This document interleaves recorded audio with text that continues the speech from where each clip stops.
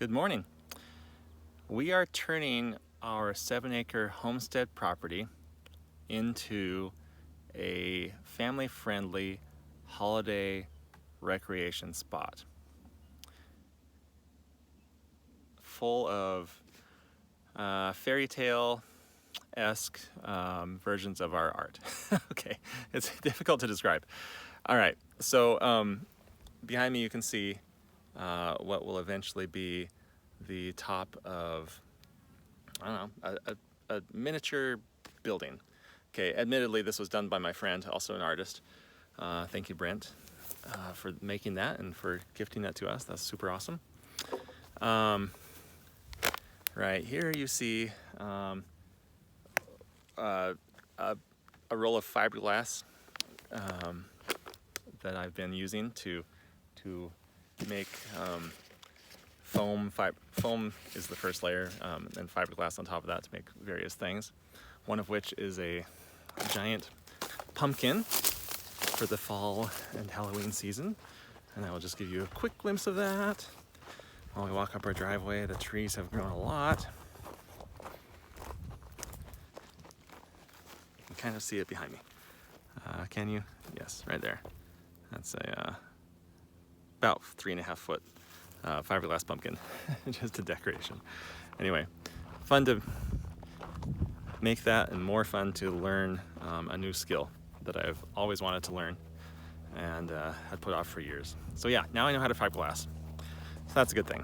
I also know how to make rubber molds and how to cast things in concrete and resin, and I've learned how to do a few different kinds of resin. I've paid money for training to learn how to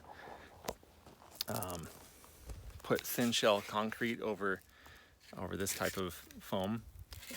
Obviously after it's like more sculpted than this is just a raw piece of foam. But so yeah, I learned some skills. All of these will help in my art, but also in this whole art project that will be the future of our farm here. We've come up with a name for it. It's going to be called Frost Hollow Farm, and that name kind of comes from just our physical location, being in a low spot. We're surrounded by I almost said acres. It's more like hundreds or thousands of acres, so more like square miles of like we're in this bowl. So and we happen to be the low spot. The good thing is we get a high water table, high enough that in the springtime it's, you know, just not too deep. We don't really get flooded, but it is a good thing because in the summer months where it's typically dry out here in the Idaho desert, we get plenty of water for our trees. So once our trees reach their roots down just a couple feet, we typically don't have to ever worry about them, which is actually kind of hard to come by out in the west here. Here's a tree that we've made a path through. You know, it's one of my favorite things in the world actually, is to trim trees to create little paths in them. And you can see that well, not so much right here, but we've been cleaning up the pathways, and we've got a pathway here that's concrete. This is something that the cows used to be, just the cow area where they were milked and housed and everything and fed. There's a weeping willow this time that we just planted from a little stick in the ground. It's only like 3, maybe 4 years old. This happens to be a great place to plant trees that we want to grow really, really quickly. That's about a 3 or 4 year tree as well. Cottonwoods grow fast anyway, so do willows, but they particularly grow fast here, where that little low area there, which we're going to make into a small pond and have lights under it and little stepping stones across, and against the barn over there we're going to have a boardwalk and a covered porch and little fireflies, lighting that looks like fireflies, and sound effects, and like a slight bit of fog machine and sound of crickets in the background and stuff like that. But anyway, that spot used to be where they would meaning the farmers that used to own this this dairy, this property, a long time before us. They would push the cow manure and the urine and stuff would go into that little pond area, and then they'd pump it out every so often, or let it dry out and scrape it off and put it on their fields. But anyway, that is a very, very fertile spot, and the trees grow quickly there. So, okay, behind me here, you can see, let's see which way you're facing. Okay, so that's a 24-foot wide concrete walkway. Plenty of room there for people to walk on. Again, this is going to be a family-friendly, hopefully busy thing that, you know, parents can bring their kids, grandparents can bring their grandkids, and have fun. Maybe some slightly spooky elements to it, but we don't want this to be anything like a spook alley or something like that. We don't want it to be scary. At most, it would have little elements of maybe, what's the right way to say it?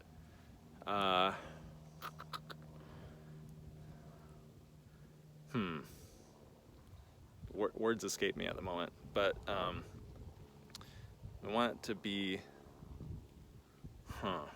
it is hard. It's hard to describe a whole thing, because we want it to during Halloween time, like, feel Halloweeny. But usually when I say that, people imagine, they're like, oh, you said the H word, the Halloween word. That means you want blood and guts and gore and Satan worshipers and stuff like that. No, we're not. We don't like that kind of thing. We're not into that.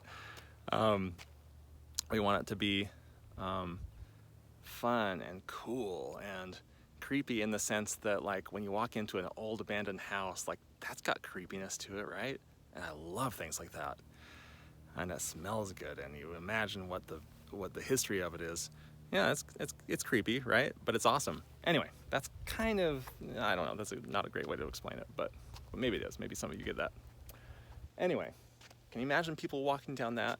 And on this side, where you see these old cow sheds, they're only like 6 to 8 feet tall right now. I'm gonna make those a little bit taller. And I've already got, talked to some people that are gonna help me. We've got the equipment and the materials lined up. We're just gonna raise that a little bit higher, build a second story on it, build a nice roof, similar to that one little roof that my friend gave us. So, you know, it'll look old-fashioned and stuff like that. But we'll have buildings on that side, buildings on this side. People can walk through here. We'll have old-looking Dickensian era type of lamp posts in the middle. Maybe some hanging lights. What are they called? Cafe lights. And right here, the one I'm standing on right now, another walkway. This one's only 16 feet wide. You can see it's full of cracks in the pavement. However, it is walkable now that it's cleaned up. And same thing here. Buildings on this side, buildings behind me. We've already dug the footing for that one. I dug it myself, so it's not perfect, but it is there. I'll clean it up with a shovel once I get to some other things. So anyway, so there's going to be a building foundation here. It's going to be 16 feet wide over to that spot there. There's already kind of a footing over there, and there's a bit of a footing over there. So we've got some stuff that we can build onto.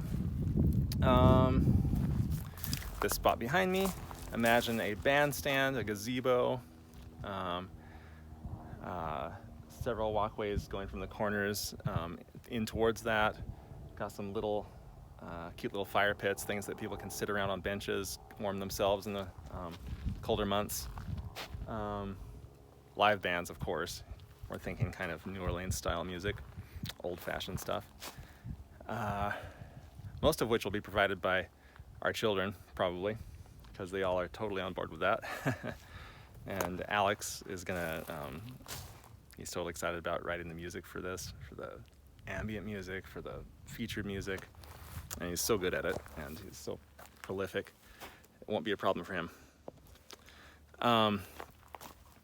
Behind me here is some of just a few of the piles of materials that we've found really good deals on. Not the least of which is this rubber membrane, which we found a fantastic deal on. This stuff is really expensive usually, thousands of dollars for these 100-foot rolls, the 60 mil EPDM rubber. We found it amazingly on a regional used stuff site, for sale site, and got it for a mere $250 a sheet, or like a roll. So we got tens of thousands of dollars worth of stuff for about $2,000, and that's enough to completely line that pond area that I showed you a few minutes ago, and also to do a lot of the roofing. We got so much of it. There's actually more of it available, but we wanted to be a little bit more careful with how we spend our money going forward, because we spent a lot on that all at once. Okay, we're gonna have a pumpkin patch. Pick your own pumpkins. Maybe in this area, maybe in the area behind those shelters back there. Again, every shelter on this property is going to be increased in size, except for the one just opposite of where we were looking. Except for this one, we amazingly got a hold of hundreds and hundreds of 2x4s for absolutely free. They came off of old sheds that were used for raising mink in. If you've ever smelled a mink, they're not the best smelling creatures, and the wood is taking on that smell. But in this particular one, we're not allowed to actually do much in the way of improvement this close to the road, because the road is just on the other side of this. We have to be a certain number of feet away from the road to like build new buildings. But that one, we're allowed to like fix it up. People won't be going into that. It'll just more or less serve as like a barrier between the people that are going to be here and the outside world. So more or less, it's just a glorified fence. But anyway, we got those for free. We're gonna fix that up. It's gonna be nice. We're gonna have to get some more metal, or just use the rubber membrane. Has the roofing there, but okay. Let's see. This shed, just giving you an idea. Oops. Giving you an idea of size. It's 16 feet wide. It's about 100 feet long. Then you times that by 3 that already exist. Then a fourth one here. Got a 2,000 square foot shed by the pond that currently is full of wood, but we're going to be utilizing that, cleaning that up better. Here's a few of the many rolls of that rubber right here next to the pond, ready to go. The milking barn, which you see in the far distance there, that's another 1,600 square feet. We talked with the county building inspector, as well as the county health inspector, about turning that into, or any of our buildings, into food service areas, and they've given us some rules and guidelines to do that. And amazingly, if we do this as a temporary, just seasonal, yearly but seasonal event type of thing, there's a lot of stuff that we don't have to do legally. And it's only if it's a year-round business that you have to do these like really in-depth things, and there are more stringent requirements. But either way, we're preparing for either of those, and again, just kind of looking for good deals on used things. When a restaurant closes down, for example, we'll swoop in and see if there's anything we need, or if it's cheap enough for us. The buildings, of course, are in some pretty rough shape. That one's one of the worst ones because it's been taken over by a tree. But rather than cut down the tree, we're gonna take down a little section of that building. Over here, in this approximately an acre, it's not quite an acre, but almost. We'll have a little village with grass thatch, or it'll look like grass thatching.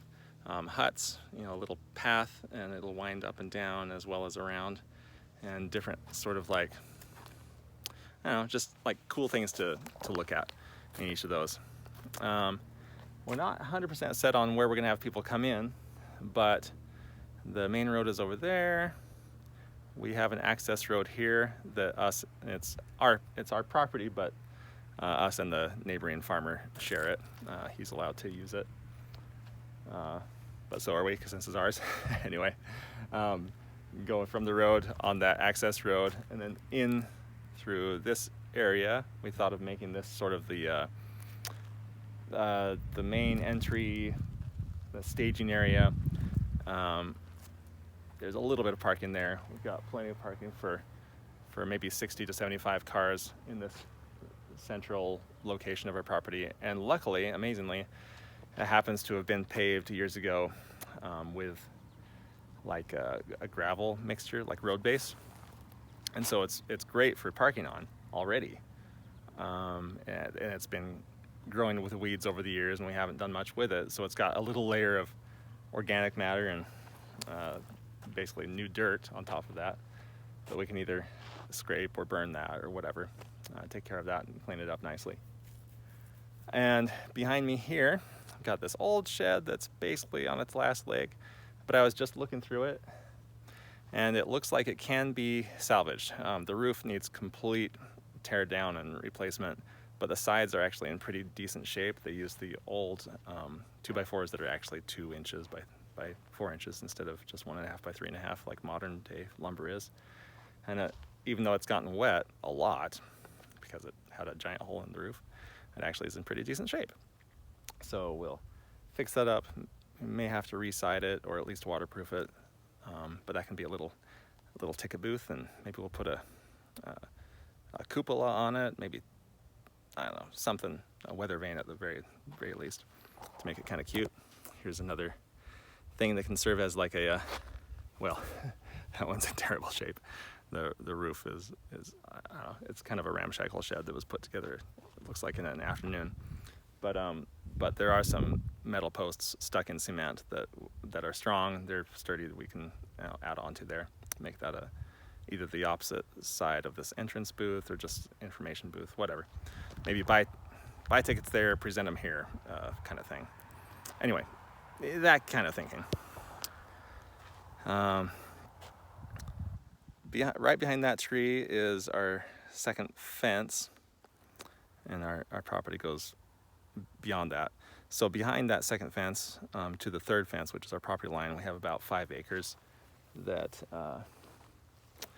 we thought of making either a corn maze or a sunflower maze, or well, I've got a lot of ideas. There could be a lazy river, there could be just a forest walk,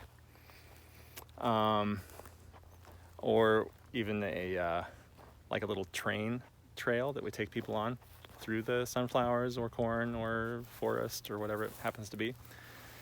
And when I say train, ultimately I'd love to buy one of these miniature, or make one of these miniature trains that you see at some theme parks and zoos and things. Something that looks like an actual train, but it's just very miniaturized, where it can seat either 6 up to 30 people on a cart on each passenger car, and they range in size. That's why I give that range. Here's the other side of that little shed. It's in bad shape, but it's okay. It's coming along already. All it took was tearing down a couple of the pieces on the roof and putting up a piece of plywood just temporarily to see that it's gonna be pretty easy to fix that up. What else? You can see the van there that I've been driving on this path, kind of more or less just kind of like showing to ourselves how much we can do with like paths, where we can access things.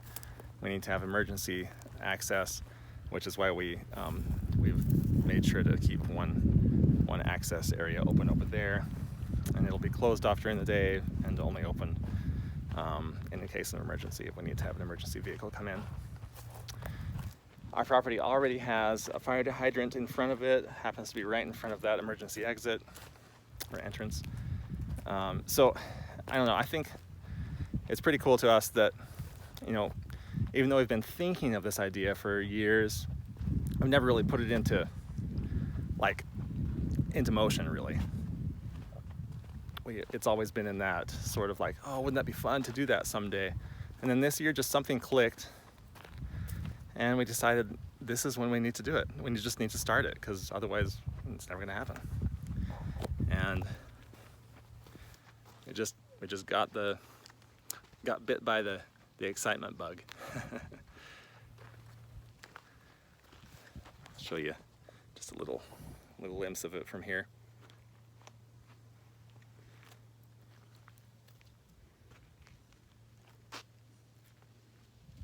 So of course you have to use your imagination to imagine what it could be, but hopefully with my descriptions you can see possibly the potential for such a big space. Whoops, for such a big space. I was just talking about the entrance being over there. Another idea we had was to have the entrance be over here. I've been spending some time cleaning up and getting rid of piles of wood here. At one point when we were cleaning up the property, when we first bought the place, and when we were like making changes to the home and kind of gutting it, we put a lot of the wood out here thinking, oh, maybe we'll use some of that someday. And at this point, it's for sure just been downgraded to the state of firewood and or mulch. Some of it's that far gone. But the firewood's always useful. We're even gonna need some of the firewood up on this property, or I mean on this, for this Frost Hollow Farm idea. Here's our big shed. It's the one that I said is about 2,000 square feet. Here we've got a little collection of, well, kind of a big collection actually, of this polystyrene foam. And that can be used for all these sculptural things that we're gonna do. Or if we end up with way too much over the years, we will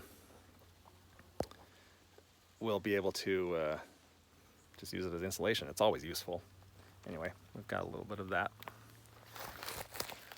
I'm building some other sheds over there. Got a shed that I built there, 10 by 20 feet, but I just found out from the building inspector that I can actually go much, much larger without having to get a permit, because it's already on the foundation of an existing old structure. So he says it's grandfathered in. He says feel free to do whatever you want on any foundation that already exists on the property.